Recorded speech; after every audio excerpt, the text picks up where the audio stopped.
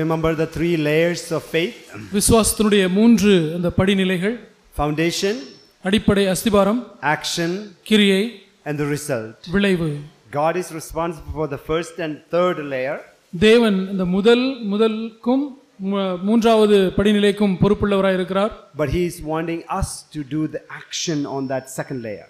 அந்த இரண்டாவது படிநிலையிலே நாம் கிரியை செய்யும்படி தேவன் நம்மை எதிர்பார்க்கிறார். Whenever we consider God, God always do the bigger things. தேவனை நாம் பார்க்கும் பொழுது எப்பொழுதுமே அவர் பெரிய காரியங்களை அவர் செய்வார். And he is asking us to do very small things. ஆனால் மிக சிறிய காரியத்தை நாம் செய்யும்படி அவர் கேட்கிறார். So that's what happened there. அதைத்தான் இங்கே நடந்ததை நாம் பார்க்கிறோம். So you see what happened in verse 20. So he got up, the younger son, he got up and came to his father. But while he was still a long way off, his father saw him and felt compassion for him and ran and embraced him and kissed him. 20ஆம் வசனம். அவன் எழுந்து புறப்பட்டு தன் தகப்பனிடத்தில் வந்தான். அவன் தூரத்தில் வரும்போதே அவனுடைய தகப்பன் அவனை கண்டு மனதுருகி ஓடி அவன் கழுத்தை கட்டிக்கொண்டு அவனை முத்தம் செய்தான். I want you to see the father's heart here. இங்கே பிதாவுடைய இருதயத்தை நீங்கள் பார்க்கும்படியாய் நான் விரும்புகிறேன். He is always waiting for us. எப்பொழுதுமே அவர் நமக்காக அவர் காத்து கொண்டிருக்கிறார். Remember what he said, I will never leave you nor forsake you. நான் உன்னை விட்டு விலகுவதுமில்லை உன்னை கைவிடுவதுமில்லை என்று அவர் சொல்லி இருக்கிறார். But if I choose to stay away from him, ஆனால் நான் அவரை விட்டு தூரமாய் இருப்பதை நான் தெரிந்து கொண்டால் he will respect my free will. அவர் என்னுடைய சுயாதீன சித்தத்தை அவர் அதுக்கு மதிப்பு கொடுப்பார். But he's crying and he's like wanting me to come back to him. ஆனால் நான் அவரிடத்துக்கு திரும்பி வர வேண்டும் என்று சொல்லி காத்து கொண்டு அவர் ஏங்கிக் கொண்டிருக்கிறார். As soon as he see that I make that turn around, நான் அப்படியாக நான் திரும்புவதை அவர் பார்த்த மாத்திரத்திலே he will immediately come to me. அவர் உடனடியாக என்னிடத்திற்கு அவர் வருவார். This is what we read in James chapter 4 verse 8. இதைத்தான் நாம் யாக்கோபு 4:8 நாம் வாசிக்கிறோம். Draw near to him, he will draw near to you. நீங்கள் கர்த்தரிடத்திலே தேவனிடத்திலே சேருங்கள், அவர் உங்களிடத்திலே சேருவார். You see, dear brothers and sisters, the son had to do something to draw to the father. The son had to do something to draw near to the father. பிதாவிடத்திலே சேருவதற்கு குமாரன் ஒன்றை அந்த இளைய மகன் ஒன்றை செய்ய வேண்டியதாக இருந்தது. He had to choose to go to the father as opposed to go along with his feeling. தன்னுடைய உணர்ச்சிகளை நம்பி அதன் பின்னாக போவதை விடுத்து தகப்பனிடத்திலே போக வேண்டும் என்ற ஒரு தெரிவை அவன் செய்து கொடுக்கிறான். And this is the meaning of denying your will. இதுதான் உங்களுடைய சுய சித்தத்திற்கு மறுப்பு தெரிவிப்பது என்பதனுடைய பொருள். So every temptation is offering us two options. நமக்கு வருகிற ஒவ்வொரு சோதனையும் நமக்கு இரண்டு தெரிவுகளை கொடுக்கிறது. It will give you a short term pleasure. அந்த சோதனையிலே ஒரு தெரிவு ஒரு தற்காலத்திலே ஏற்படுகிற சந்தோஷம். And the other option is a form of suffering. இன்னொரு தெரிவு ஒரு விதமான ஒரு துன்பம். Turn to Hebrews 11. எபிரேயர் 11ஆம் அதிகாரத்துக்கு நாம் திருப்பிக் கொள்ளலாம். 25 and 26. 25 26 வசனங்கள். Hebrews chapter 11. எபிரேயர் 11ஆம் அதிகாரம் 25 and 26. 25 26 வசனம். It reads, Hebrews 11:25. Okay, it reads like this. I'm going to read from 24 onwards. By faith, Moses, when he had grown up, refused to be called the son of Pharaoh's daughter, choosing rather to endure ill treatment with the people of God than to enjoy the passing pleasures of sin. 24ஆம் வசனத்திலிருந்து வாசிக்கிறேன். விசுவாசத்தினாலே மோசே தான் பெரியவனான போது பார்வோனுடைய குமாரத்தியின் மகன் என்னப்படுவதை வெறுத்து அநித்தியமான பாவ சந்தோஷங்களை அனுபவிப்பதை பார்க்கிலும் தேவனுடைய ஜனங்களுடைய துன்பத்தை அனுபவிப்பதையே தெரிந்து கொண்டு. So every time you are tempted, you have these two options, passing pleasure or suffering. எப்பொழுதெல்லாம் நீங்கள் சோதிக்கப்படுகிறீர்களோ அங்கே இரண்டு தெரிவு இருக்கிறது. ஒன்று அநித்தியமான பாவ சந்தோஷம், இன்னொன்று துன்பம்.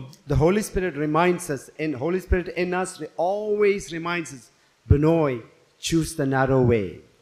நமக்குள்ளாக இருக்கக்கூடிய பரிசுத்த ஆவியானவர் எப்பொழுதுமே நமக்கு ஞாபகமூட்டுகிறார், பினோய் நீ இந்த குறுகலான இடுக்கமான இந்த வழியை நீ தெரிந்து கொள் என்று தான் அவர் சொல்லுகிறார். We read that verse in Matthew chapter 7.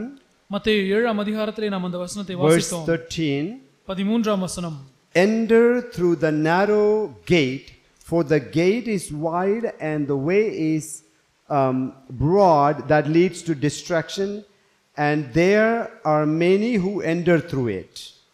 மத்தேயு 7:13 இடுக்கமான வாசல் வழியாய் உட்பிரவேசியுங்கள், கேட்டுக்கு போகிற வாசல் விரிவும் வழி விசாலமுமாய் இருக்கிறது, அதன் வழியாய் பிரவேசிக்கிறவர்கள் அநேகர். And verse 14 says, for the gate is small and the way is narrow that leads to life. 14ஆம் வசனம், ஜீவனுக்கு போகிற வாசல் இடுக்கமும் வழி நெருக்கமுமாய் இருக்கிறது, அதை கண்டுபிடிக்கிறவர்கள் சிலர். And there are few who find it. அதை கண்டுபிடிக்கிறவர்கள் சிலர். You see, dear brother and sister, when you are tempted, you have two options. You can either take the short pleasure, enjoy the short pleasure, then you are sinning. சகோதரனே சகோதரியே, நீங்கள் எப்பொழுதெல்லாம் பாவம் செய்யும்படி சோதிக்கப்படுகிறீர்களோ அங்கே இரண்டு தெரிவுகள் இருக்கிறது. ஒன்று, இந்த அனித்தியமான தற்காலத்திய சந்தோஷத்தை நீங்கள் தெரிந்து கொண்டு அதை அனுபவிக்கலாம், அல்லது துன்பப்பட நீங்கள் தெரிந்து கொள்ளலாம். And that's what your flesh always wanted. அந்த அனித்தியமான சந்தோஷத்தை தெரிந்து கொள்வதுதான் உங்களுடைய மாம்சம் எப்பொழுதுமே விரும்புகிறது. Or you can say no to that temporary pleasure because the Holy Spirit reminds you you have the eternal pleasure waiting for you. ஆனால் நீங்கள் இதை செய்ய முடியும். உங்களுடைய அந்த சந்தோஷத்தை அனுபவிக்க வேண்டும் என்று சொல்லும் மாம்சத்துக்கு இல்லை என்று சொல்லி பரிசுத்த ஆவியானவர் உங்களுக்கு சொல்லுகிற, இல்லை நீ இந்த துன்பத்தை கடந்து சென்றால் அதற்கு பின்னாக ஒரு நித்தியமான சந்தோஷம் இருக்கிறது என்று சொன்னால் நீங்கள் அதை தெரிந்து கொள்வீர்கள். But that way you have to endure the suffering. அந்த வழியிலே போவதற்கு நீங்கள் அந்த துன்பத்தை அனுபவிக்க வேண்டும். And there is no shortcut. அதற்கு எந்த குறுக்கு வழியும் இல்லை. And this is how Jesus lived. இவ்விதமாக தான் இயேசு வாழ்ந்தார். Hebrews 5:8 says Jesus learned obedience through suffering. எபிரேயர் 5:8 சொல்கிறது, அவர் குமாரனாய் இருந்தும் பட்ட பாடுகளினாலே கீழ்ப்படிதலை கற்றுக்கொண்டார். And Jesus lived like this throughout his life according to John 6:38. யோவான் 6:38 படி இயேசு தம்முடைய வாழ்க்கை முழுவதும் இவ்விதமாகத்தான் அவர் வாழ்ந்தார். That verse says, I have come from heaven to earth not to do my will but to do my Father's will. நான் என் சித்தத்தின்படி அல்ல, என்னை அனுப்பினவருடைய சித்தத்தின்படி செய்யவே நான் வந்திருக்கிறேன், வானத்திலிருந்து வந்தேன் என்று அவர் சொல்கிறார். So every temptation is an opportunity for all of us to glorify God by choosing that narrow way. நமக்கு சோதனை வருகிற போதெல்லாம் அந்த குறுகலான வழியை நாம் தெரிந்து கொண்டு தேவனை மகிமைப்படுத்துவதற்கான சந்தர்ப்பம் நம் எல்லாருக்குமே இருக்கிறது. And this is why many people don't like that way. இதனால்தான் அநேகர் அந்த வழியை விரும்புகிறதில்லை.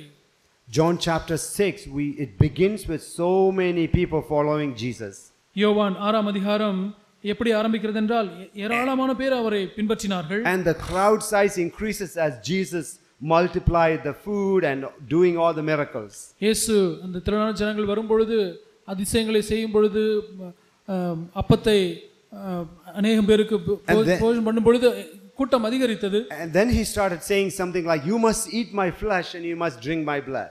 என்னுடைய மாம்சத்தை புசித்து என்னுடைய இரத்தத்தை பானம் பண்ண வேண்டும் என்று அவர் சொன்னார். He is indicating about the obedience. இந்த கீழ்ப்படிதலை தான் அவர் உருவகமாய் சொன்னார். And you know, it is very sad. It says some of his disciples even left him saying, this is too hard.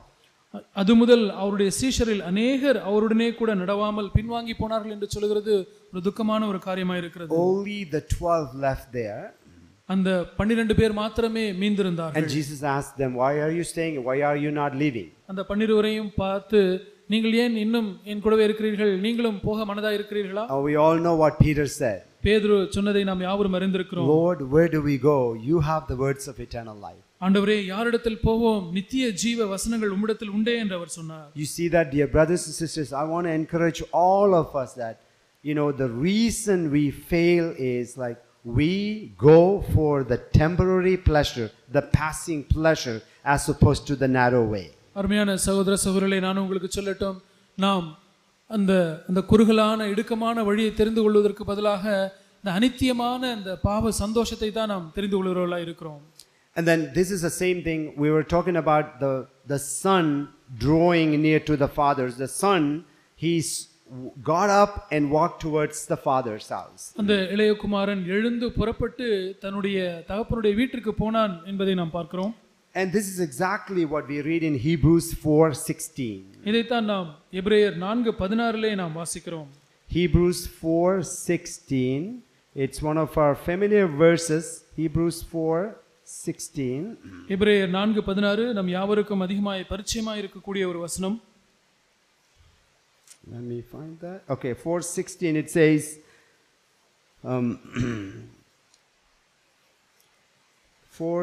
therefore let us draw near with confidence to the throne of grace, so that we may receive mercy and find grace to help in time of need.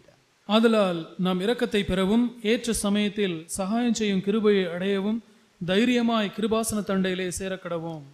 Why it says draw near to the throne of grace? நாம் அந்த கிருபாசன தண்டையிலே சேரக்கடவோம் என்று ஏன் சொல்லப்பட்டிருக்கிறது? And in Hebrews chapter 10 the author explains this more. எபிரேயர் 10ஆம் அதிகாரத்திலே இந்த எபிரேய நிருபத்தினுடைய ஆக்கியோன் அதை இன்னும் விளக்கமாக சொல்லுகிறார். Starting from verse 19, 19ஆம் வசனத்திலிருந்து, therefore brethren, since we have confidence to enter the holy place by the blood of Jesus, by a new and living way which he inaugurated for us through the veil, that is his flesh. ஆகையால் சகோதரரே, நாம் பரிசுத்த ஸ்தலத்தில் பிரவேசிப்பதற்கு இயேசுவானவர் தமது மாம்சமாகிய திரையின் வழியாய் புதிதும் ஜீவனமான மார்க்கத்தை நமக்கு உண்டு பண்ணினபடியால் அந்த மார்க்கத்தின் வழியாய் பிரவேசிப்பதற்கு அவருடைய இரத்தத்தினாலே நமக்கு தைரியம் உண்டாயிருக்கிறது. There we can read that how did Jesus entered into the throne of grace. அங்கே இயேசு அந்த கிருபாசனத்திற்கு அண்டே அதுக்குள்ளாக எப்படி பிரவேசித்தார் என்று நாம் வாசிக்கிறோம். It says through the veil which was his flesh. அது தம்முடைய மாம்சமாய் இருக்கக்கூடிய அந்த திரையின் வழியாக அவர் பிரவேசித்தார் என்று பார்க்கிறோம். You can interchange that flesh with your will. That's the will that Jesus had to go through his will. இயேசு அந்த தமது மாம்சமாகிய அந்த சுய சித்தத்தை உடைத்து கிழித்து அந்த கிருபாசனத்திற்கு சேர வேண்டியிருந்தது. You see, something separates the most holy place from the holy place. மகா பரிசுத்த ஸ்தலத்தையும் பரிசுத்த ஸ்தலத்தையும் ஒன்று பிரிக்கிறதா இருந்தது. That's the veil. அதுதான் அந்த திரை. That veil, the only way to enter into the most holy place is through the veil. அந்த மகா பரிசுத்த ஸ்தலத்திற்கு போகக்கூடிய ஒரே ஒரு வழி அந்த திரையை கிழிப்பதன் மூலமாகத்தான். Symbolically speaking, for a new covenant believer, that veil is our will.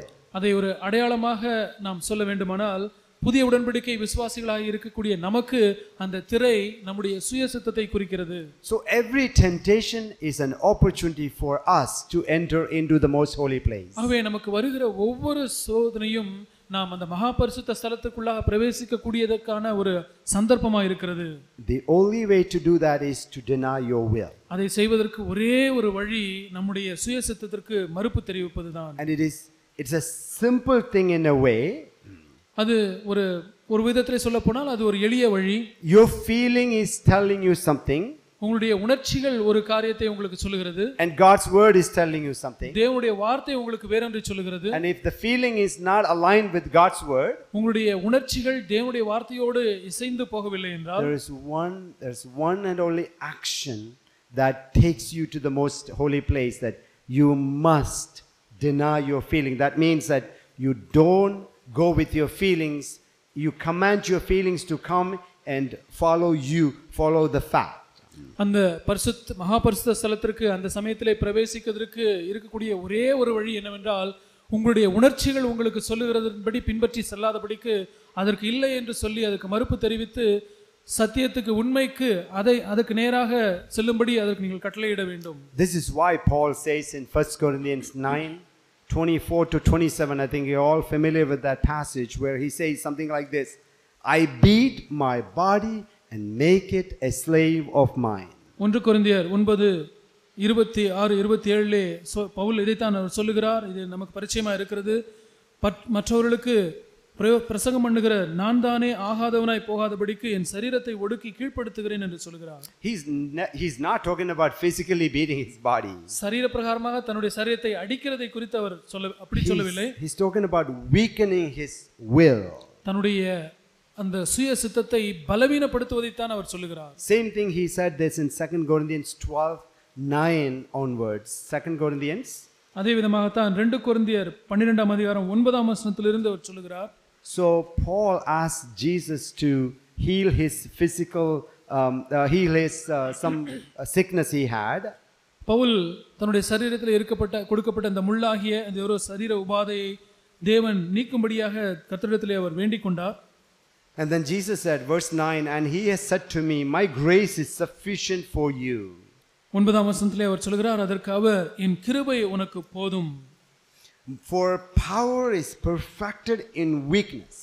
பலவீனத்திலே என் பலம் பூரணமாய் விளங்கும் என்றார். And then he says towards the end, it says, when I am weak, then I am strong. கடைசியாக அவர் சொல்கிறார், நான் பலவீனனாய் இருக்கும்போதே பலமுள்ளவனாய் இருக்கிறேன். You see, dear brothers and sisters, when we starve or deny our will, what we are doing is we are giving room for the Holy Spirit to produce the fruit in us. நம்முடைய சுய சித்தத்துக்கு இல்லை என்று சொல்லி அதை பலவீனப்படுத்தி சொல்லும் பொழுது பரிசுத்த ஆவியானவர் தம்முடைய பலனை நமக்கு கொடுத்து நாம் கனி கொடுக்கிறவர்களாய் மாற்றுவதற்கு அவருக்கு இடம் கொடுக்கிறவர்களாய் நாம் இருக்கிறோம். So coming back to the prodigal son here. இங்கே இந்த இளைய குமாரனை குறித்த அந்த காரியத்துக்கு நாம் திரும்ப வருவோம். So you see, as soon as he made the move to the father's house, the father ran to him and embraced him. அவன் தகப்பனுடைய வீட்டுக்கு திரும்பி வருகிறதை பார்த்த உடனே தகப்பன் அவனை நோக்கி ஓடி அவனை கட்டிப்பிடித்துக் கொள்கிறார். And then verse 22 onward says, but the father said to his slaves, quickly bring out the best robe and put it on him, and put a ring on his hand and sandals on his feet, and bring the fattened calf and kill it, and let us eat and celebrate. For this son of mine was dead and has come to life again. He was lost and he has been found. And they began to celebrate. லூக்கா 15:22 இருந்து வாசிக்கிறோம். அப்பொழுது தகப்பன் தன் ஊழியக்காரரை நோக்கி, நீங்கள் உயர்ந்த வஸ்திரத்தை கொண்டு வந்து இவனுக்கு உடுத்தி இவன் கைக்கு மோதிரத்தையும் கால்களுக்கு பாதரட்சிகளையும் போடுங்கள், கொழுத்த கன்றை கொண்டு வந்து அடியுங்கள், நாம் புசித்து சந்தோஷமாயிருப்போம். என் குமாரனாகிய இவன் மரித்தான், திரும்பவும் உயிர்த்தான், காணாமற் போனான், திரும்பவும் காணப்பட்டான் என்றான். அப்படியே அவர்கள் சந்தோஷப்பட தொடங்கினார்கள். Do you think the son was expecting this? அந்த இளைய குமாரன் இதையெல்லாம் எதிர்பார்த்தான் என்று நினைக்கிறீர்களா? Remember what he said, I am no longer worthy to be called your son. I just want to be a servant if that is possible. That's what his attitude. அவன் என்ன சொன்னான் யோசித்து பாருங்கள், நான் உம்முடைய குமாரன் என்று அழைக்கப்படக்கூட நான் பாத்திரவானல்லை, உமது கூலிக்காரில் ஒருவனாக எண்ணிக்கொள்ளுங்கள், நான் அது கூடுமானால் நான் கூலிக்காரனாக நான் இருந்து கொள்கிறேன், அதுவே எனக்கு பெரிது என்று அவன் சொன்னான். But you see the father's heart, dear brothers and sisters. அருமையான சகோதர சகோதரிகளே, ஆனால் தகப்பனுடைய இருதயத்தை பாருங்கள். When we choose that suffering rather than the short-term pleasure, the Father is so pleased with us. நாம் அந்த அனித்தியமான பாவ சந்தோஷத்துக்கு தெரிந்து கொள்வதற்கு பதிலாக அந்த துன்பத்தின் வழியாக இடுக்கமான வாசனை வழியாக போவதை தெரிந்து கொள்ளும் பொழுது பிதா மிகவும் நம் மீது பிரியமுள்ளவராய் இருந்து ஆசீர்வதிக்கிறார். Hebrews 11:6 says, without faith it's impossible to please God. எபிரேயர் 11:6 சொல்கிறது, விசுவாசம் இல்லாமல் தேவனுக்கு பிரியமாய் இருப்பது கூடாத காரியம். So the opposite of that verse is like, that means if I walk by faith, I am pleasing my Father. அதனுடைய அந்த வசனத்தினுடைய அடுத்த பகுதி என்று நான் சொல்லுவோமானால், நான் விசுவாசத்திலே நடந்தால் நான் பிதாவுக்கு தேவனுக்கு பிரியமாய் நான் இருக்கிறேன்.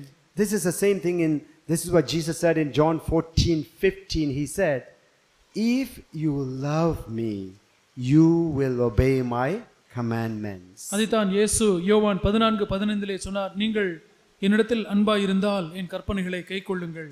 But I want you to see it. The son's attitude was, I am unworthy. But God's or father's attitude is like, my son is back, let us celebrate. இங்கே ஒன்றை நீங்கள் பார்க்கும்படியாக நான் விரும்புகிறேன். அந்த குமாரனுடைய இந்த இளைய குமாரனுடைய மனப்பான்மை எப்படி இருந்தது? நான் பாத்திரவான் அல்ல என்பதாக இருந்தது. ஆனால் தகப்பனுடைய மனப்பான்மை எப்படி இருந்தது? என் குமாரன் திரும்பி வந்து விட்டான், நாம் இதை கொண்டாட வேண்டும் என்று சொல்கிறார். Now comes the most important part of this story here, this parable here. இந்த ஊமையிலே இருக்கக்கூடிய மிக முக்கியமான பகுதிக்கு நாம் வருகிறோம். Verse 25 onwards. Now his older son was in the field. When he came and approached the house, he heard music and dancing, and he summoned one of the servants and began inquiring what these things could be. And he said to him, your brother has come, and your father has killed the fattened calf, because he has received him back safe and sound. 25ஆம் வசனத்திலிருந்து வாசிக்கிறோம். அவனுடைய மூத்த குமாரன் வயலில் இருந்தான். அவன் திரும்பி வீட்டுக்கு சமீபமாய் வருகிற போது கீத வாத்தியத்தையும் நடன கழிப்பையும் கேட்டு ஊழியக்காரர்கள் ஒருவனை அழைத்து இது என்ன என்று விசாரித்தான். அதற்கு அவன், உம்முடைய சகோதரன் வந்தார், அவர் மறுபடியும் சுகத்துடனே உம்முடைய தகப்பனிடத்தில் வந்து சேர்ந்தபடினாலே அவருக்காக கொழுத்த கன்றை அடிப்பித்தார் என்றான். And he became angry and was not willing to go, and his father came out and began pleading with him. 28ஆம் வசனம். அப்பொழுது அவன் கோபம் அடைந்து உள்ளே போக மனதில்லாதிருந்தான். தகப்பனோ வெளியே வந்து அவனை வருந்தி அழைத்தான். And verse 29 is one of the saddest verse in the Bible. 29ஆம் வசனம் வேதத்தில் இருக்கக்கூடிய வசனங்களிலே மிகவும் துக்ககரமான ஒரு வசனமாக இருக்கிறது. But he answered and said to his father, look, for so many years I have been serving you, and I have never neglected a command of yours, and yet you have never given me a young goat so that I might celebrate with my friends. But when this son of yours came, who has devoured your wealth and with prostitutes, and you killed the fattened calf for him. 29ஆம் வசனம். அவன் தகப்பனுக்கு பிரதியுத்தரமாக, இதோ இத்தனை வருஷ காலமாய் நான் உமக்கு ஊழியம் செய்து ஒரு காலம் உம்முடைய கற்பனையை மீறாதிருந்தும் என் சிநேகிதரோடே கூட நான் சந்தோஷமாக இருக்கும்படிக்கு நீர் ஒரு காலம் எனக்கு ஒரு ஆட்டுக்குட்டியையாவது கொடுக்கவில்லை. வேசிகளிடத்தில் உம்முடைய ஆஸ்தியை அழித்து போட்ட உம்முடைய குமாரனாகிய இவன் வந்தவுடனே கொழுத்த கன்றை இவனுக்காக அடிப்பித்தீரே என்றான். My dear brothers and sisters, I was just like this older brother. எனக்கு அருமையான சகோதர சகோதரிகளே, நான் இந்த மூத்த குமாரனை போலவே தான் நான் இருந்தேன். You know how many times I've gone to God and said like, look, I have done this, therefore I deserve something. நான் ஆண்டவரிடத்தில் எத்தனையோ முறை சென்று, இதோ நான் உமக்காக இதை செய்தேன் அதை செய்தேன் என்று நான் சொல்லியிருக்கிறேன். Until I saw something special in the scripture. இந்த வேதத்திலே ஒரு விசேஷித்த ஒரு காரியத்தை நான் பார்க்கிற வரைக்கும் நான் அப்படிப்பட்ட மனதுடையவனாய் தான் நான் இருந்தேன். I've listened to one of the illustration, I've heard one of the illustration from brother Zach. So Zach அவர்கள் சொன்ன அந்த ஒரு உதாரண விளக்கத்தை நான் கேட்டேன். So in that illustration he said something like this. Let's say brother Jesudos is a very poor brother. அவர் சொன்ன உதாரண விளக்கம் இப்படியா இருந்தது. ஒரு உதாரணத்திற்கு சகோதரர் ஜெசுதாஸ் அவர்கள் மிகவும் ஒரு ஏழ்மையான சகோதரர் என்று வைத்துக் கொள்வோம். And brother Joel is a very rich guy. சகோதரர் ஜோயல் மிகவும் ஒரு பணக்காரனான ஒரு சகோதரன். So brother Jesudos is suffering from, like, he has no money to buy anything, he has no car, he has no house, he is suffering. So Jesudas அவருக்கு எதுவுமே இல்லை, அவருக்கு வீடு இல்லை, ஒரு கார் இல்லை, அவர் வாங்குறதுக்கு அவரிடத்துல எதுவும் பணமும் இல்லை. So seeing this, brother Joel decided, you know what, I want him to live a wonderful life, so let me put $1 billion in his account. அதை பார்த்து சகோதரன் ஜோயல் என்ன செய்கிறார், இதை பார்த்து அவருக்கு உதவி செய்ய வேண்டும் என்று சொல்லி சகோதரன் ஜெசுதாஸ் அவருடைய வங்கி கணக்கிலே ஒரு கோடிக்கணக்கான ரூபாய்களை டெபாசிட் செய்கிறார். And Joel called brother Jesudas and said, hey brother, I put this much money, I want you to live a wonderful life. Joel சகோதரன் ஜெசுதாஸை பார்த்து, சகோதரனே உங்களுடைய அக்கவுண்ட்ல நான் இவ்வளவு பணம் போட்டிருக்கிறேன், நீங்கள் இதை எடுத்து நீங்கள் சந்தோஷமா பயன்படுத்திக் கொள்ளுங்கள் என்று brother Jesudas is like, no, that cannot be true. So Jesudas சொல்றார், ஓ இது உண்மையா இருக்க முடியுமா? So what do you do when you transfer money to someone? யாருக்காவது நீங்கள் பணம் ட்ரான்ஸ்ஃபர் பண்ணும்போது என்ன நடக்கிறது? I just did that yesterday. I paid the taxi driver in Kerala who took me around. He sent me how much money I sent. I went to my bank account and transferred that money, and then at the end it says transaction is successful. கடந்த வாரத்திலே கேரளாவிலே நான் இருந்த பொழுது நான் அங்கே taxi பயன்படுத்தினேன். அதெல்லாம் முடித்த பிறகு அவர் ஒரு பில் கொடுத்தார். அதற்கு நான் வங்கியிலிருந்து நான் ஒரு பணத்தை நான் அது சொல்றது இந்த பரிவர்த்தனை சரியாக நடைபெற்றது என்று சொல்லுகிறது. And then there has an option to share that screenshot. I share that with the guy and say, hey, look, the money is in your bank. இந்த பணம் டிரான்ஸ்ஃபர் செய்யப்பட்டது என்பதை ஒரு ஸ்கிரீன்ஷாட் எடுத்து அவருக்கு நான் அதை அனுப்பினேன். So brother Joel did the same thing. He had the transaction record and sent it to brother Jesudos. அதே விதமாக தான் சகோதரன் ஜோயல் அந்த டிரான்சாக்ஷன் ரெக்கார்டை ஸ்கிரீன்ஷாட் எடுத்து சகோதரர் ஜெசுதாஸ் Now அனுப்புகிறார். it's clear that you have that much money in your bank. இப்பொழுது அவ்வளவு பணம் உங்களுடைய வங்கி கணக்கிலே இருக்கிறது என்பது தெளிவாக இருக்கிறது. So what would brother Jesudas do with those money? அந்த பணத்தை வைத்து சகோதரன் ஜெசுதாஸ் என்ன செய்வார்? He started buying food and bought a small house and a car and started living a life. ஒரு சாப்பாடு வாங்குவார், சின்ன ஒரு வீடை கட்டிக்கொள்ளுவார், ஒரு கார் வாங்குவார், அவர் தன்னுடைய வாழ்க்கையை அப்படி வாழ்வார். A few other brothers borrowed some money from him earlier. அதுக்கு முந்தைய காலத்திலே ஒரு சில சகோதரர்கள் சகோதரர் ஜெசுதாஸ் அவர்களிடத்திலிருந்து ஏதோ ஒரு கடன் வாங்கி They borrowed like 100 rupees or 200 rupees, 300 rupees like that. 100 ரூபாய், 200 ரூபாய், 300 ரூபாய் இப்படி வாங்கி இருக்கிறார்கள். Before this transaction, Jesudos goes to him and them and they are all say like, brother, I don't have the money. I want to give but I don't have the money. சகோதரன் ஜெசுதாஸ் அந்த சகோதரரிடத்தில் போய் கேட்கும் பொழுது அவர்கள் சொல்கிறார்கள், சகோதரனே நான் உங்களுக்கு இதெல்லாம் 100 200 எல்லாம் திருப்பி கொடுக்க தான் விரும்புகிறேன், ஆனால் முடியவில்லை என்று சொல்கிறார்கள். And Jesudos got frustrated because he needs the money, he's not getting it.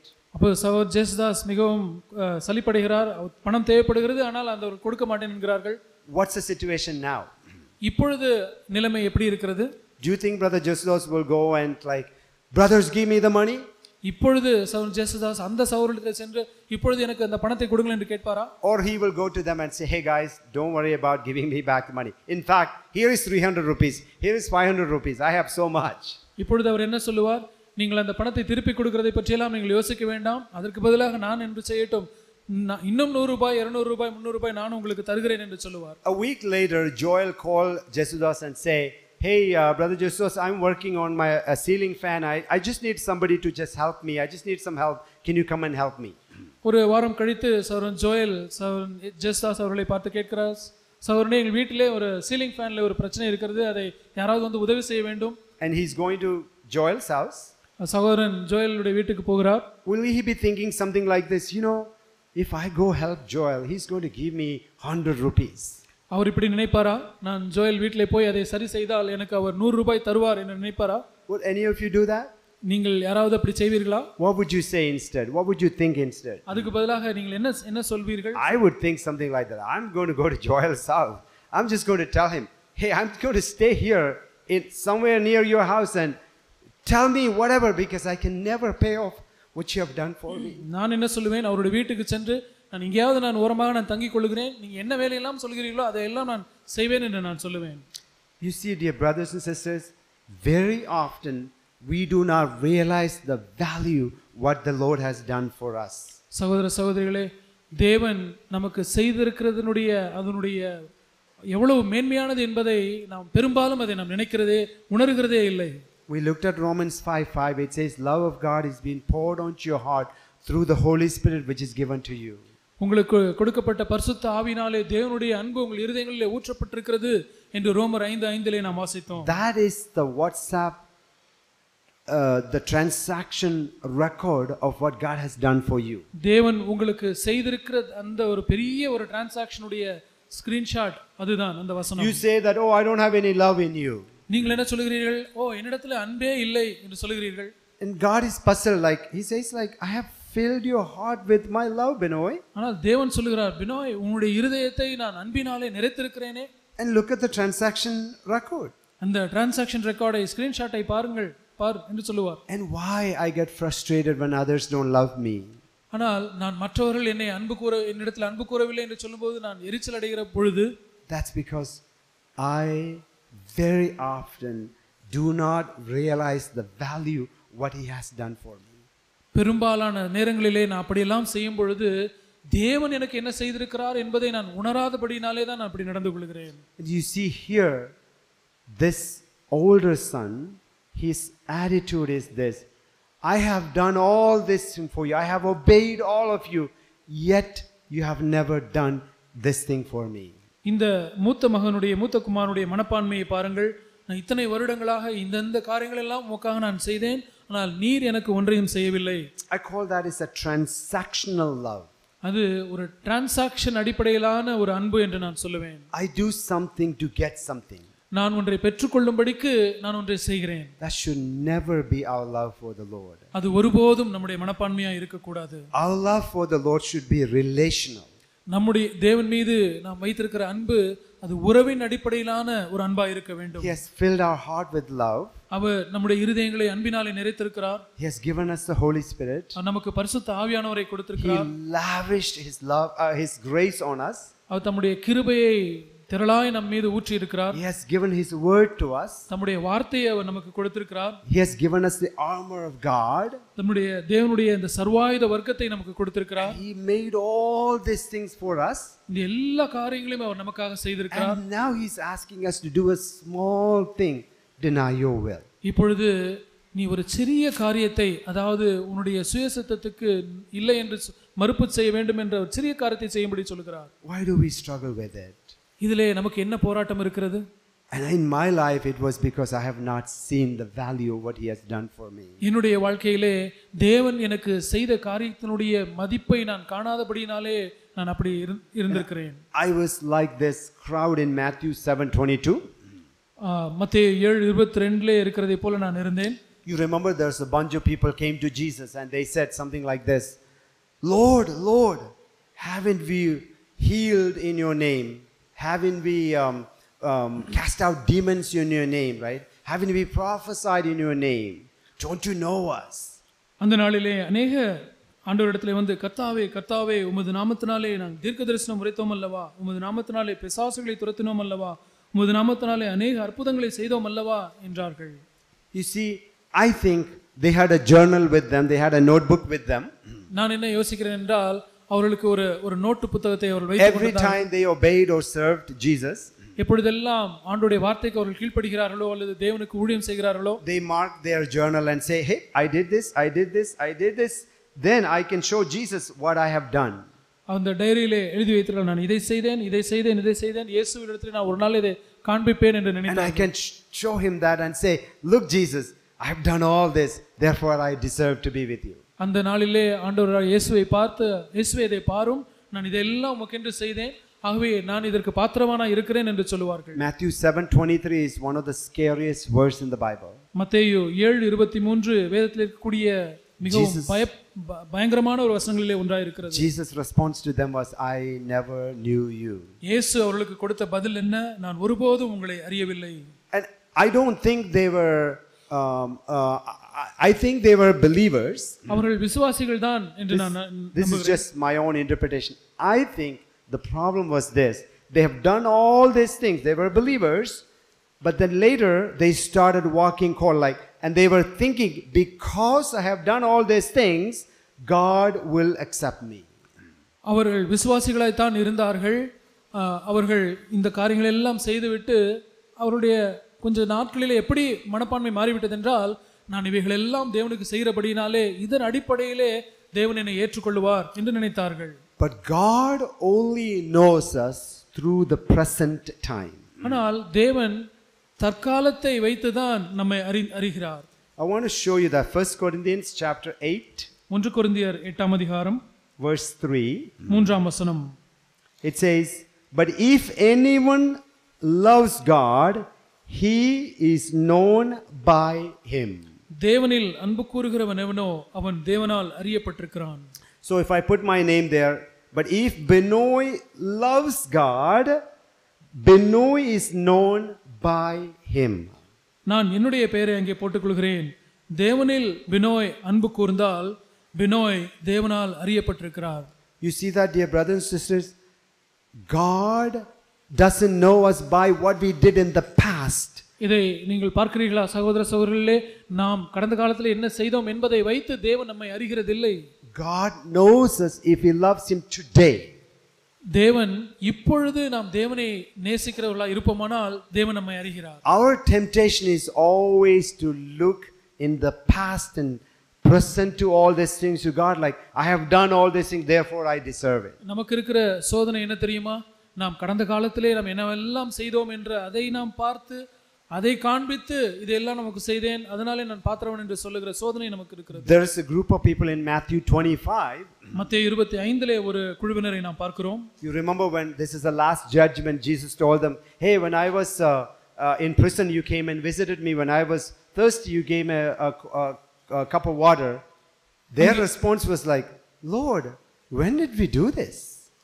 ஆண்டவர் அங்கே சொல்லுகிறார், நான் பசியுள்ள தாகமுள்ள 37ஆம் வசனத்திலிருந்து நான் உம்மை அவர் சொல்ற, நான் வஸ்திரம் இல்லாதிருந்தேன், எனக்கு வஸ்திரம் கொடுத்தீர்கள், வியாதியா இருந்தேன், என்னை விசாரிக்க வந்தீர்கள், காவலில் இருந்தேன், என்னை பார்க்க வந்தீர்கள் என்று சொல்லும்போது நீதிமான்கள் அவரை பார்த்து, ஆண்டவரே இதெல்லாம் நான் எப்பொழுது உமக்கு செய்தோம் என்று கேட்டார்கள். They did not have a journal on their hand. அவர்கள் ஒரு டைரி வைத்து அப்படி எல்லாம் குறித்து வைத்துக் கொள்ளவில்லை. They value what God has done for them. அவர்களுக்கு தேவன் செய்த காரியங்களை அவர்கள் மிகவும் மேன்மையாய் மதித்தார்கள். And they were running around and helping people because they were so blessed. அவர்கள் அதிகமாக ஏற்கனவே ஆசீர்வதிக்கப்பட்டிருக்கிறபடினாலே அவர்கள் இங்கும் அங்கும் சென்று நன்மை செய்கிறவர்களாய் சுற்றித் திரிந்தார்கள். They had no time to think about, I'm going to show God what I have done. நான் என்ன செய்தேன் என்பதை நான் தேவனுக்கு காண்பிக்க வேண்டும் என்று அவர்கள் அப்படிப்பட்ட மனப்பான்மையுடையவர்களாய் இல்லை. Their life was, I'm blessed beyond measure. This $1 billion, I have it. I have so much. I want to give to everyone that I meet. எனக்கு ஆண்டவர் எவ்வளவு கோடிக்கணக்கான ரூபாய் என்னுடைய அக்கவுண்டிலே போட்டிருக்கிறாரே, நான் சந்திக்கிற எல்லாருக்கும் நான் சென்று நான் நன்மை செய்யட்டும் என்று செய்தார்கள். Dear brother or sister, சகோதரனே சகோதரியே, do you ever find there's a lack of love for others? மற்றவர்களுக்கு மீது அன்பு செலுத்துவதற்கு உங்களுக்கு ஒரு அன்பு தாழ்ச்சி, ஒரு அன்பு குறைவு இருக்கிறது என்பதை நீங்கள் பார்க்கிறீர்களா? You know what could be the reason for that? அதற்கு காரணம் என்னவா இருக்க முடியும்? And I'm speaking from my own life. என்னுடைய சொந்த வாழ்க்கையை வைத்தே நான் சொல்லுகிறேன். Luke 7:47. Luca 7:47. For this reason I say to you, her sins, which are many, have been forgiven, for she loved much. But he who is forgiven little loves little. ஆதலால் நான் உனக்கு சொல்கிறேன், இவள் செய்த அநேக பாவங்கள் மன்னிக்கப்பட்டது, இவள் மிகவும் அன்பு கூர்ந்தாளே. எவனுக்கு கொஞ்சம் மன்னிக்கப்படுகிறதோ அவன் கொஞ்சமாய் அன்பு கூறுவான் என்று சொன்னார். The reason that I had very hard time loving others, மற்றவர்களை அன்பு கூறுவது எனக்கு மிக கடினமாய் இருக்கிறதுக்கு காரணம், because I was thinking what I received is just it's something I received but not much.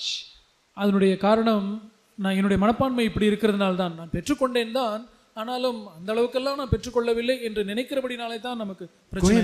Going back to that illustration, if Joel had only given 100 rupees to Jesidos, அந்த பழைய உதாரண விளக்கத்துக்கு நாம் செல்லுவோம். சகோதரன் ஜோயல், சகோதரன் ஜெசிதாஸ் அவர்களுக்கு 100 ரூபாய் தான் கொடுத்திருப்பாரானால், it's okay for Jesidos to think, like he's giving me $100, now I think he's asking me to do this. இப்பொழுது அவர் 100 ரூபாய் தான் கொடுத்திருக்கிறார், இப்பொழுது இதை செய்ய சொல்கிறாரா என்று நினைக்கிறதுல இந்த தவறு ஒன்றும் இல்லை.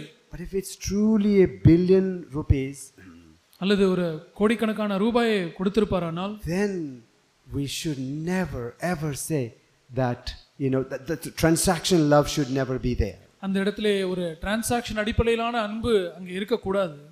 Our love should be something of that of a bond servant. ஒரு அடிமை, அந்த வேலைக்காரனுடைய மனப்பான்மை தான் நம்முடைய மனப்பான்மை இருக்க வேண்டும். Not based on what I've done, like based on I've received so much from the Lord. Lord, I want to love everyone. ஆண்டவரே, ஆண்டவரிடத்திலிருந்து ஏராளமாய் நான் பெற்றிருக்கிறேன், ஆண்டவரே அதிலிருந்து நான் அன்பு கூறட்டும் என்று சொல்வதாய் நம்முடைய மனப்பான்மை இருக்க வேண்டும். I want to obey because my Lord who gave me everything, who blessed me beyond measure, he's asked me to do something.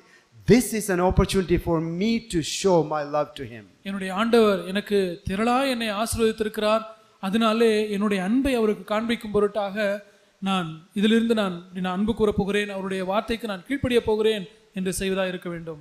That's why, dear brothers and sisters, that we should never have the attitude of that older son. அதனால் தான் சகோதர சகோதரிகளே, நாம் ஒருபோதும் இந்த மூத்த குமாரனுடைய மனப்பான்மையை கொண்டிருக்கவே கூடாது.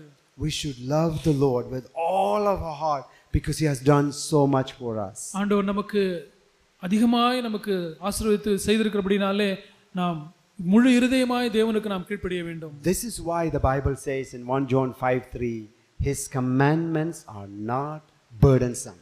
அதனால் தான் 1 யோவான் 5:3 சொல்லுகிறது, அவருடைய கற்பனைகள் பாரமானவைகள் அல்ல. It can become burdensome if we don't see what the Lord has already done for us. ஆண்டவர் நமக்கு ஏற்கனவே செய்திருக்கிற காரியங்களை நாம் பார்க்காதிருப்போமானால் அவர் சொல்லுகிற கற்பனைகள் நமக்கு பாரமாய் தான் இருக்கும். That was the problem I was suffering from my life. என்னுடைய வாழ்க்கையிலே இந்த பிரச்சனையிலே தான் நான் உணர்ந்து கொண்டிருந்தேன். Once I started seeing what the Lord has done for me, I never want to do the transactional love.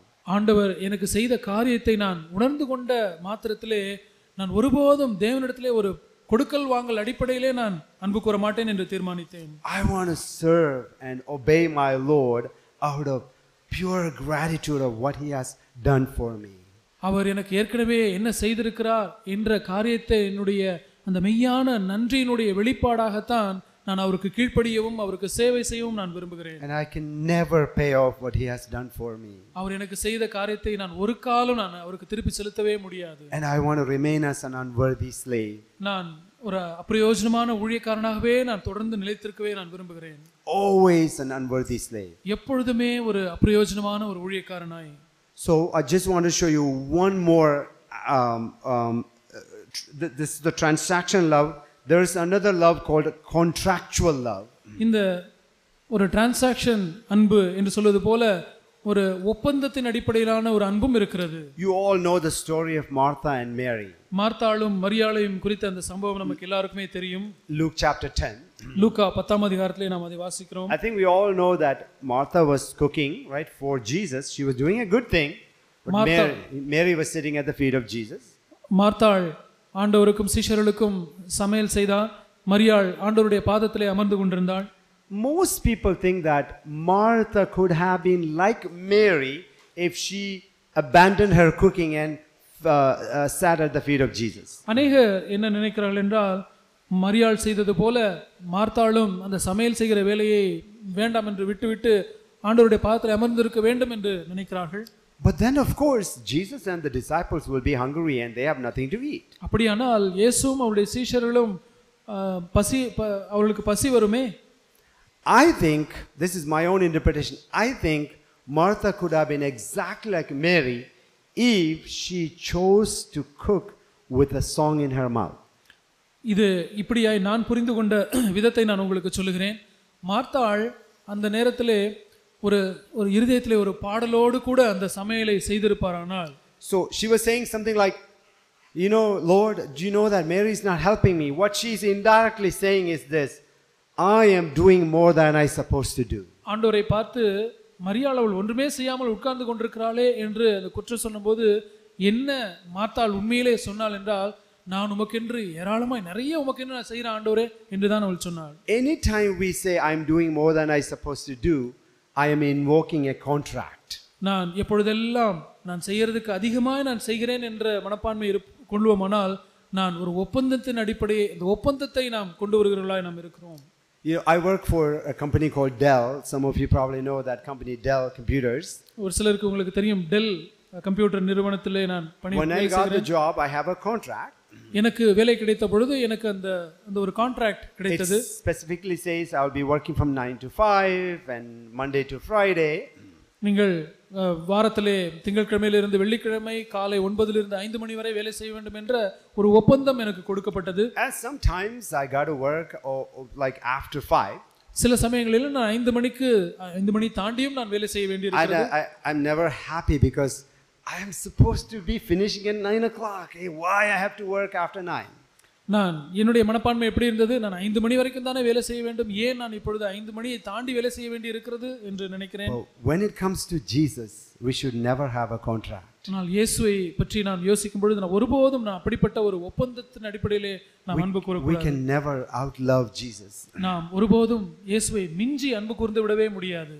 You see, dear brothers and sisters, any time that temptation comes into your mind that I'm doing more than I supposed to do, அருமையான சகோதர சகோதரிகளே, எப்பொழுதெல்லாம் நான் செய்கிறதுக்கு அதிகமாக நான் செய்கிறேன் என்று அந்த உணர்வு உங்களுக்கு வருகிறதோ, that is an indication that your love for Jesus is a contractual love. அது நீங்கள் இயேசு மீது வைத்திருக்கிற அன்பு ஒரு ஒப்பந்தத்தின் அடிப்படையிலான அன்பு என்பதை காண்பிக்கிறதா இருக்கிறது. So we want to stay away from these two types of love.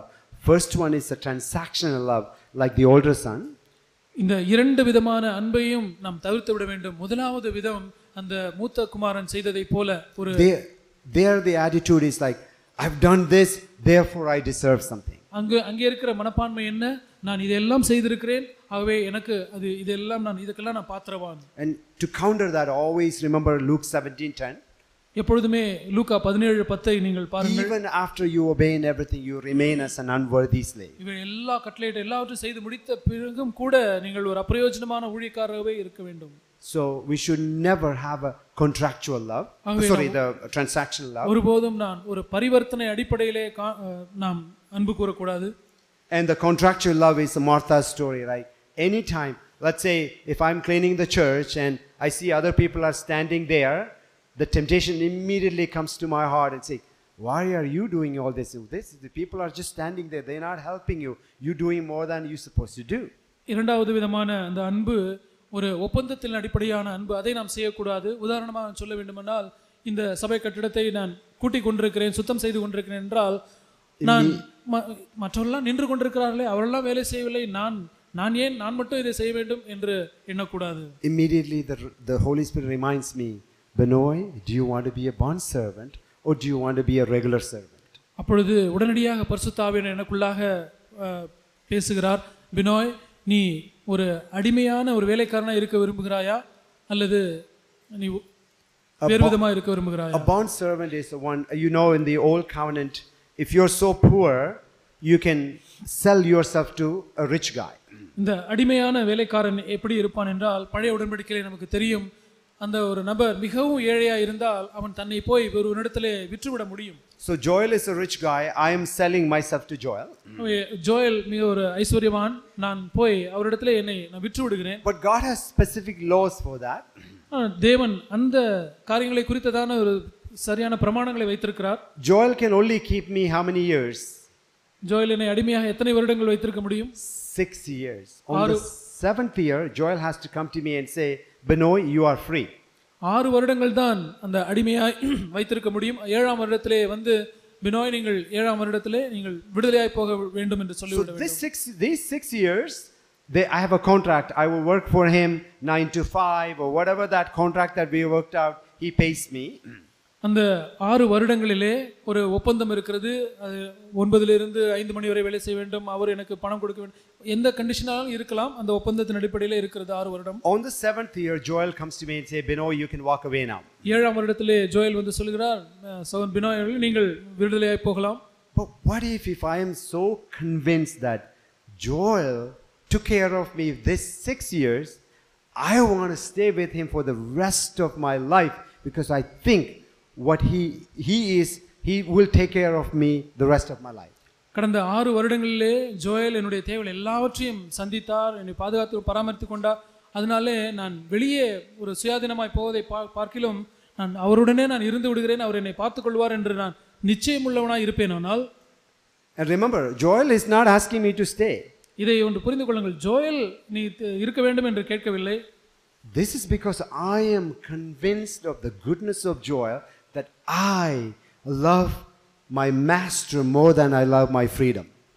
என்னுடைய எஜமானுடைய அன்பு அதிகமாக இருக்கிறபடினாலே என்னுடைய சுயாதீனத்தை நான் அன்பு கூறுவதை காட்டிலும் என்னுடைய எஜமானை நான் நேசிக்கிறேன். அதனாலே நான் தெரிந்து கொள்கிறேன். If I do that, Joy will call me and he put a hole in my ear. I will be known as the bond servant of Joel. நான் அப்படி திரும்பமா நான் செய்வேன். ஆனால் ஜோயல் என்னுடைய காதிலே ஒரு ஓட்டையை வைத்து அப்படி செய்து விடுவார். அதன் பிறகு நான் அவருடைய அடிமையான ஒரு வேலைக்காரனாக நான் இருந்து விடுவேன். So this is the old covenant. இதுதான் பழைய உடன்படிக்கை. Everything in the old covenant is a shadow. பழைய உடன்படிக்கையில் இருக்கிற காரியங்கள் எல்லாமே ஒரு நிழலா இருக்கிறது. And it all fulfilled the realities found in Jesus. அந்த நிழலினுடைய நிறைவேற்றம் எல்லாம் புதிய உடன்படிக்கையிலே இயேசு கிறிஸ்துவிலே நிறைவேறுகிறது. This is why we read in Philippians 2, I think it's 7, somewhere it says Jesus became a bond servant. அதனால் தான் பிலிப்பியர் 2:7 நாம் வாசிக்கிறோம், அவர் அடிமையானார் என்று நாம் வாசிக்கிறோம். And Paul called himself the bond servant of Jesus. Pavul இயேசு கிறிஸ்துவினுடைய அடிமை என்று தன்னை அழைத்துக் கொள்கிறார். So, do you want to be a bond servant? நீங்கள் அடிமையாய் இருக்க விரும்புகிறீர்களா? Then you should not have a contract. அப்பொழுது உங்களுக்கு எந்த விதமான ஒரு ஒப்பந்தமும் இருக்கக்கூடாது. The Lord loved me so much. He blessed me. He died for me. He did everything for me.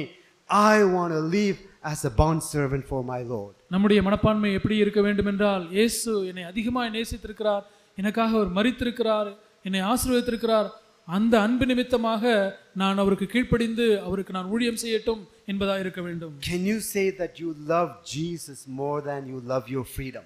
உங்களுடைய சுயாதீனத்தை நீங்கள் நேசிப்பதை காட்டிலும் இயேசுவை அதிகமாக நேசிக்கிறேன் என்று உங்களால் சொல்ல முடியுமா? So if you have a contract, that means you are not a bond servant. நீங்கள் உங்களுக்கு இயேசுவோடு ஒரு ஒப்பந்தம் இருக்குமானால் நீங்கள் இயேசுவுக்கு அடிமை இல்லை.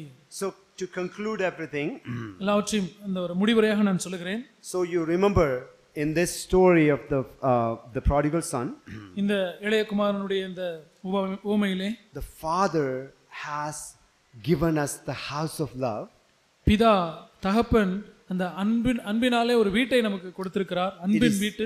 It is best for us to stay in that house always. எப்பொழுதுமே அந்த வீட்டிலே நிலைத்திருப்பது நமக்கு அது மிகச் சிறந்ததா இருக்கிறது. Even though we see other houses with the bigger houses, and it looks better, but this is the safest house. அதை சுற்றிலும் இருக்கிற வீடுகள் மிக பெரிய வீடா இருக்கலாம், ஆனாலும் இந்த வீடு தான் நமக்கு மிகவும் பாதுகாப்பான வீடு. You remember that verse in Psalm 16:11? சங்கீதம் 16:11 நீங்கள் ஞாபகப்படுத்தி பாருங்கள். There is fullness of joy. அவருடைய சமூகத்திலே நித்திய பேரின்பம் என்று நாம் வாசிக்கிறோம். So if you are in the house, there is always fullness of joy. அவருடைய வீட்டிலே நாம் இருப்போமானால் எப்பொழுதுமே அங்கே பரிபூர்ண சந்தோஷம் உண்டு. If you happen to be like the younger son who get off from that house, அந்த இளைய குமாரன் அந்த வீட்டை விட்டு போனது if you happen to be like the younger son who left the house, அந்த வீட்டை விட்டு அந்த இளைய குமாரன் போனது போல நீங்களும் இப்படி போவீர்களானால், come back immediately, dear brother sister. அருமையான சகோதர சகோதரிகளே, உடனடியாக தேவனுடைய வீட்டுக்கு திரும்பி வந்து விடுங்கள். Have the attitude of that unworthy slave. நான் அப்பிரயோஜனமான ஊழியக்காரன் என்ற அந்த மனப்பான்மையை நீங்கள் கொண்டு விடுங்கள். The father is waiting for you. பிதா தகப்பன் உங்களுக்காக காத்துக் கொண்டிருக்கிறார். Make that move of walking to the father's house. பிதாவுடைய வீட்டுக்கு நடக்கிற அந்த அடியை எடுத்து வையுங்கள். If you are like that older son, அந்த மூத்த குமாரனை போல நீங்கள் இருப்பீர்களானால், you obey and you think that like I've done all these things and I'm not receiving anything. கீழ்ப்படிது, நான் ஆண்டவர் கீழ்ப்படுகிறேன், நான் இப்படி எல்லாம் நான் செய்திருக்கிறேன், அதனாலே நான் ஆண்டவரிடமிருந்து ஒன்றை பெற்றுக்கொள்வேன் என்று நினைக்காதிருங்கள். Immediately repent. உடனடியாக நீங்கள் அதிலிருந்து மனம் திரும்புங்கள். Remember that we should not have the transactional love. இதை நீங்கள் ஞாபகத்தில் வைத்துக் கொள்ளுங்கள். எப்பொழுதுமே இந்த ஒரு பரிவர்த்தனையின் அடிப்படையிலே இருக்கிற அன்பு நமக்கு இருக்கக்கூடாது. Our love should be relational. நம்முடைய அன்பு உறவின் அடிப்படையிலான அன்பா இருக்க வேண்டும். Always remember what the Lord has done for you. ஆண்டவர் உங்களுக்கு செய்த காரியத்தை எப்பொழுதுமே நீங்கள் நினைத்துக் கொள்ளுங்கள். If you love me, you will obey my commandments. நீங்கள் என்னிடத்தில் அன்பு கூர்ந்தால் நீங்கள் என்னுடைய கற்பனைகளை கைக்கொள்வீர்கள். What is preventing me from obeying his commandments is my own will. அவருடைய கற்பனைகளுக்கு கீழ்ப்படிவதை தடுப்பது என்ன? என்னுடைய சுயசித்தம். I must be willing to let go of my will whenever my will is in conflict with God's will. எப்பொழுதெல்லாம் என்னுடைய சித்தமானது தேவனுடைய சித்தத்திற்கு முரணாய் இருக்கிறதை காண்கிறேனோ அப்பொழுதெல்லாம் என்னுடைய சித்தத்திற்கு இல்லை என்று சொல்ல வேண்டும். That involves a suffering. அதிலே ஒரு துன்பம் இருக்கிறது. Which is a good thing. அது ஒரு நல்ல காரியம். We must be willing to endure that suffering. அந்த துன்பத்தை அனுபவிக்க நாம் ஆயத்தமுள்ளவர்களாக இருக்க வேண்டும். May the Lord bless us. ஆண்டவர் நம்மை ஆசீர்வதிப்பாராக.